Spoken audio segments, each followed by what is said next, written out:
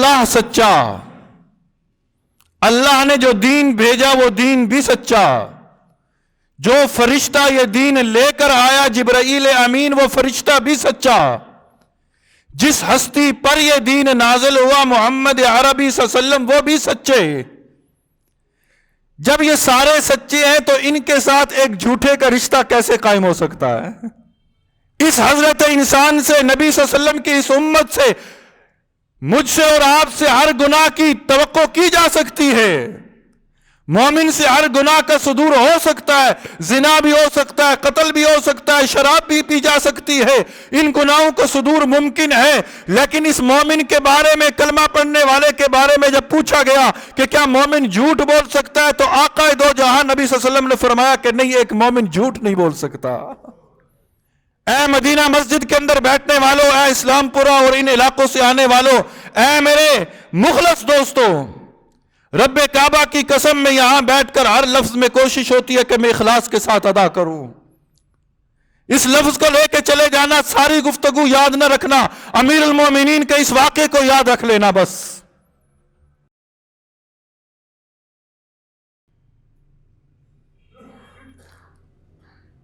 ایک بہت بڑے محدث ہیں ابن ابی دنیا رحمہ اللہ، انہوں نے ایک کتاب لکھی مکارم اخلاق کے نام سے۔ اس کے اندر یہ فرماتے ہیں کہ جس شخص کے اندر یہ 10 باتیں آ جائیں، سمجھ لو کہ اللہ رب العزت نے اسے بہترین اخلاق عطا فرما دی ہیں۔ جس کے اندر یہ 10 باتیں آ جائیں، سمجھ لو کہ اللہ رب العزت نے اسے اخلاق کا بہترین نمونہ بنا دیا ہے۔ اور جب میں اس کتاب کا مطالعہ کر رہا تھا تو کوس رہا تھا اپنے آپ کو بھی کہ ہائے افسوس کہ آج یہ 10 باتوں میں سے پتہ نہیں کتنی باتیں ہمارے اندر ہیں۔ اور یہ حقیقت ہے میرے دوستو، آج سننے کے لیے سارے تیار ہیں، عمل کے لیے تیار کوئی نہیں۔ حالانکہ عمل سے زندگی بنتی ہے، جنت بھی جہنم بھی۔ ان 10 باتوں میں سب سے پہلی بات کہ جس کا آج ہمارے اس معاشرے کے اندر سب سے بڑا فقدان ہے، فرماتے ہیں کہ ہمیشہ سچ بولنا، ہمیشہ سچ بولنا۔ سچائی پر تمہارے دین کی عمارت کھڑی ہے، سچائی پر تمہارے دین کی عمارت کھڑی ہے، یاد رکھنا۔ جس طرح عمارت کے ستون ہوتے ہیں نا، ستون کمزور ہو جائے عمارت منہدم ہو جاتی ہے، اسی طرح تمہارے دین کی جو عمارت ہے اس کا بنیادی ستون، بنیادی مرکز وہ صدق ہے۔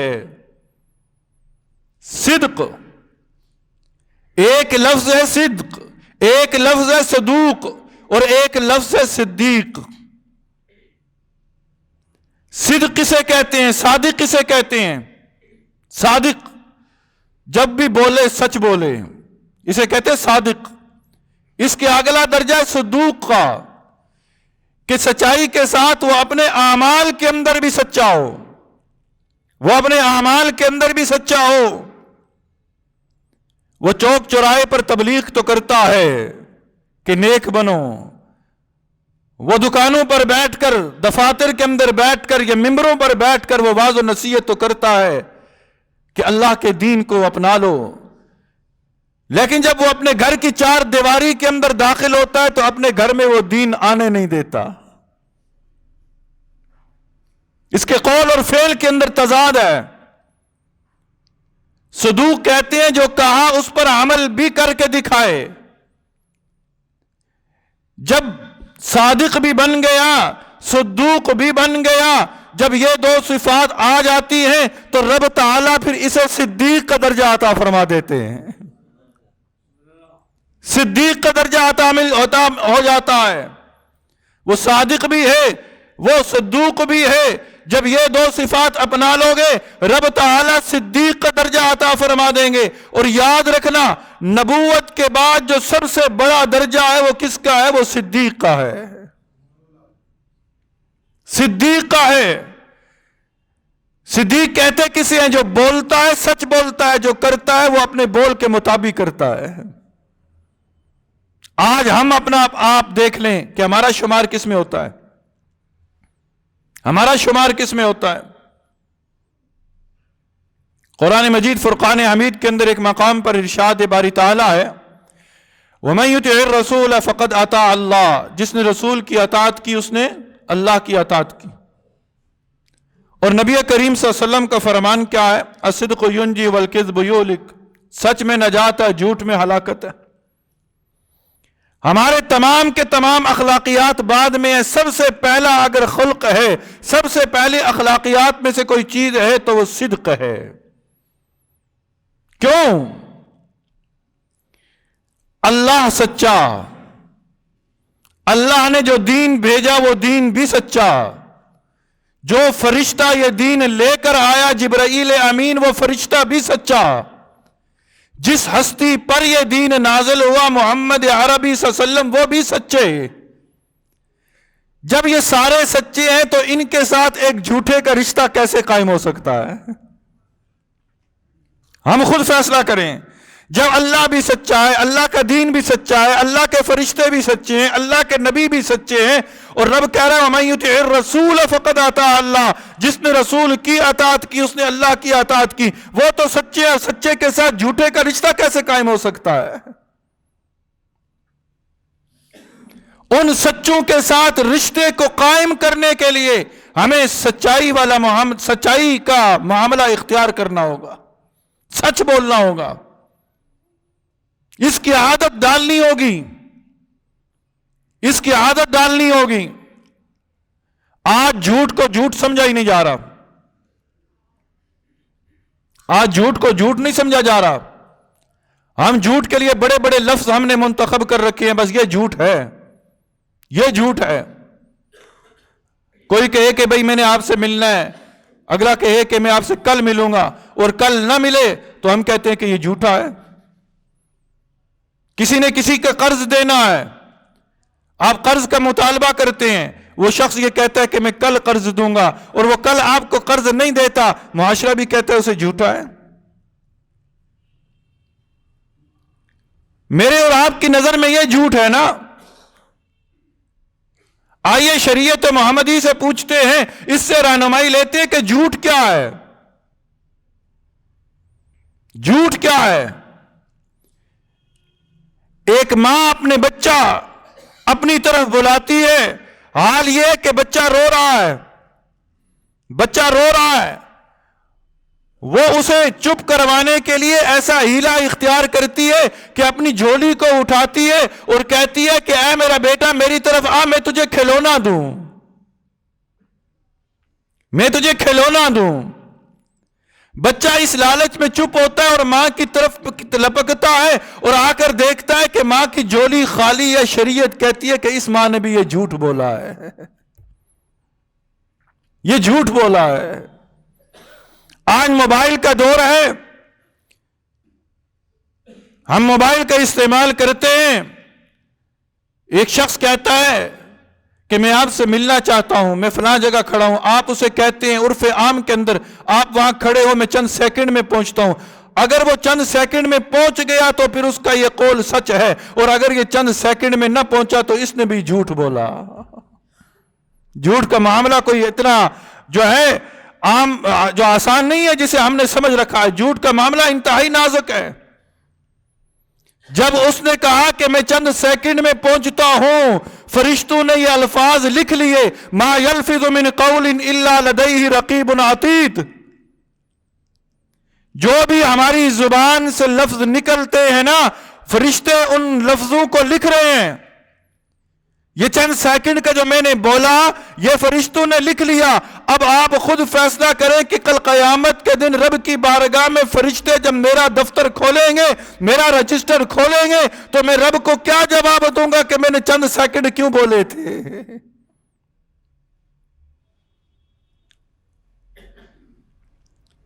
میرے دوستو، یہ وہ بنیادی باتیں ہیں کہ جن کو سیکھنے کے لیے آج ہم تیار نہیں ہیں،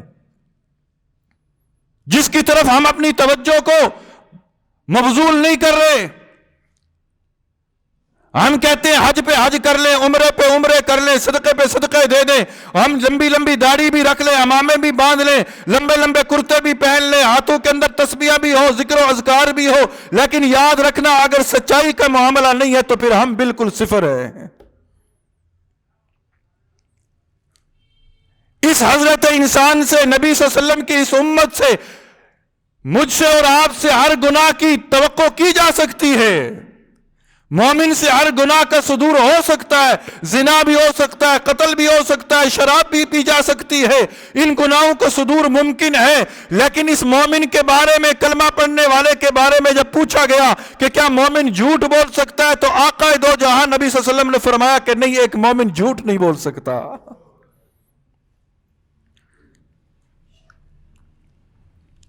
ایک مومن جھوٹ نہیں بول سکتا، باتیں اگرچہ تلخ ہیں لیکن ہے حقیقت۔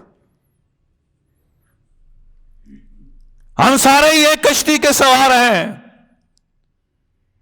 جب آقا دو جہاں نبی صلی اللہ علیہ وسلم فرماتے ہیں کہ میرا امتی ایمان والا، کلمہ پڑھنے والا جھوٹ نہیں بول سکتا، تو آئیے ہم اپنی زندگیوں کا جائزہ لیں کہ 24 گھنٹے کا ہم صرف محاسبہ کریں۔ یہ 24 گھنٹے بھی دور کی بات ہے، آج سورج طلوع ہونے سے لے کر اس وقت تک ہم اپنی زندگی کا جو ہے محاسبہ کر لیں کہ ہمارے اس وقت تک ان لمحات کے اندر کتنے سچ کے بول ہیں اور کتنے جھوٹ کے بول ہیں۔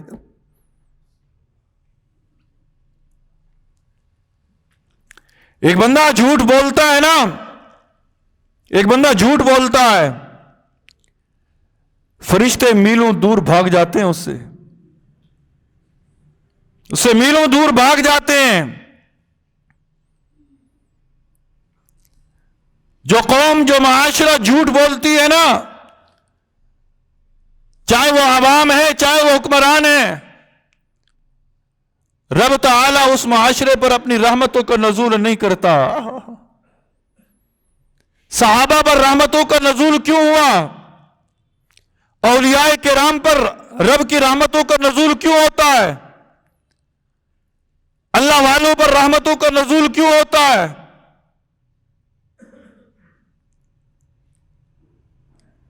ولیوں کے ہاتھوں سے کرامات کا ظہور کیوں ہوتا ہے؟ اس لیے کہ وہ سچ کا دامن نہیں چھوڑتے۔ صحابہ کرام رضوان اللہ تعالی علیہم اجمعین واقعات بھرے پڑے ہیں۔ حضرت عمر فاروق رضی اللہ تعالی عنہ امیر المومنین ہیں، ایک نصرانی شہزادہ ان کی عدالت میں، ان کی جو ہے دربار میں پیش کیا جاتا ہے، اور یہ وہ شہزادہ تھا کہ جس نے مسلمانوں کو بڑا تنگ کر رکھا تھا۔ مسلمان اس سے بڑے تنگ تھے۔ حضرت امیر المومنین حضرت عمر فاروق رضی اللہ تعالی عنہ نے حکم دیا کہ اسے قتل کر دو، جلاد کو حکم دیا کہ اس کا سر قلم کر دو۔ اے مدینہ مسجد کے اندر بیٹھنے والوں، اے اسلام پورہ اور ان علاقوں سے آنے والوں، اے میرے مخلص دوستو، رب کعبہ کی قسم میں یہاں بیٹھ کر ہر لفظ میں کوشش ہوتی ہے کہ میں اخلاص کے ساتھ ادا کروں۔ اس لفظ کو لے کے چلے جانا، ساری گفتگو یاد نہ رکھنا، امیر المومنین کے اس واقعے کو یاد رکھ لینا بس۔ حضرت عمر فاروق رضی اللہ تعالی عنہ نے جلاد کو حکم دیا کہ اسے قتل کر دو۔ جلاد تلوار لے کر آگے بڑھا۔ نصرانی شہزادہ کہتا ہے اے امیر المومنین میری یہ خواہش پوری کر دے۔ امیر المومنین کہتے ہیں بتا تیری کیا خواہش ہے؟ وہ نصرانی شہزادہ کہتا ہے کہ میں پانی پینا چاہتا ہوں، میں پانی پینا چاہتا ہوں۔ امیر المومنین نے ایک شخص کو کہا کہ اسے پانی کا پیالہ پکڑاؤ۔ وہ شہزادے کے ہاتھ میں پانی کا پیالہ ہے، اس کے ہاتھوں پر کپ کپی تاری ہے، پانی پی نہیں رہا، پانی پی نہیں رہا۔ امیر المومنین پوچھتا ہے تو پانی کیوں نہیں پی رہا؟ وہ شہزادہ کہتا ہے کہ حضرت مجھے ڈر ہے کہ ادھر سے میں پانی کا کٹورا اپنے منہ کو لگاؤں، ادھر سے آپ کا جلاد تلوار لے کر آگے بڑھے اور میرا سر قلم کر دے۔ امیر المومنین نے کہا جا میں تجھ سے وعدہ کرتا ہوں کہ جب تک تو یہ پانی نہیں پیے گا میرا جلاد تجھے قتل نہیں کرے گا۔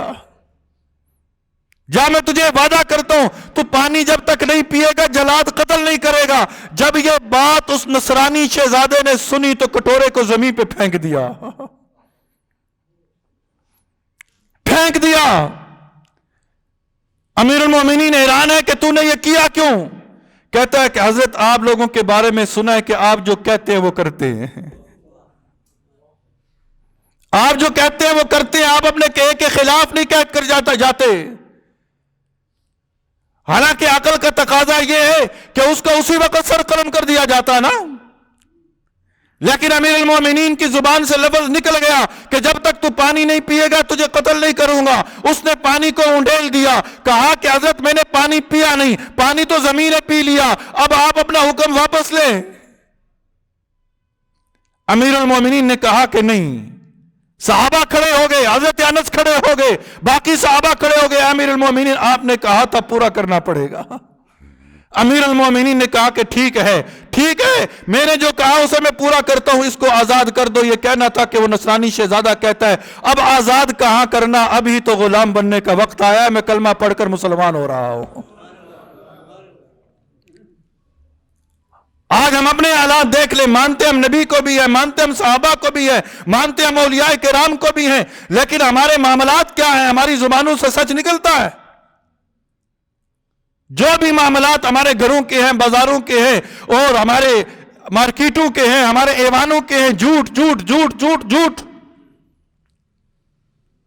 خدا را ہم اپنے آپ کو، ہم صرف جو بیٹھے ہیں نا، ہم اپنے آپ کو کوشش کریں۔ میں نے شروع میں بنی اسرائیل کے اس شخص کا واقعہ بتایا ہے، ہم اللہ سے عہد تو کر لینا۔ انسان غلطی کا پتلا ہے، گناہ ہو سکتا ہے، یہ نہیں کہ انسان سارے کے سارے معصوم ہیں۔ انبیاء اس کائنات کے اندر صرف معصوم آئے ہیں، اس کے علاوہ کوئی معصوم نہیں ہے، گناہ ہو سکتے ہیں، لیکن گناہ کے بعد رب نے توبہ کے لیے بھی دروازہ کھولا ہوا ہے۔ ارادہ تو کریں کہ اے اللہ آج کے بعد میں اپنے ہر معاملے میں سچائی کا دامن پکڑے رکھوں گا۔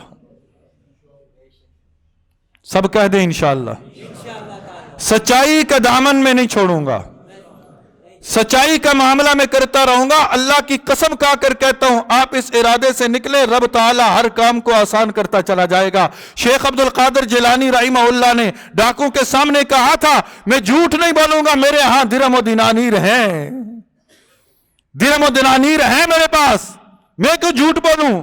ڈاکو نے تلاش کے باوجود وہ نہ مل سکے تھے، شیخ عبد القادر جیلانی نے کہا میرے پاس ہیں، کہا تو نے سچ کیوں بولا، جھوٹ بول دیتا بچ جاتے، کہا میری ماں نے کہا تھا جھوٹ نہ بولنا۔ آج وہی شیخ عبد القادر جیلانی ہے جن کا نام ہم ابن ادب و احترام سے لیتے ہیں۔ سچ بولیں گے عزتیں ہوں گی، سچ بولیں گے تمام تر معاملات کے اندر اللہ آسانی پیدا فرمائے گا۔ باقی تفصیل انشاءاللہ زندگی رہی پھر عرض کروں گا۔ اللہ تعالی ہم سب کو عمل کی توفیق نصیب فرما لے۔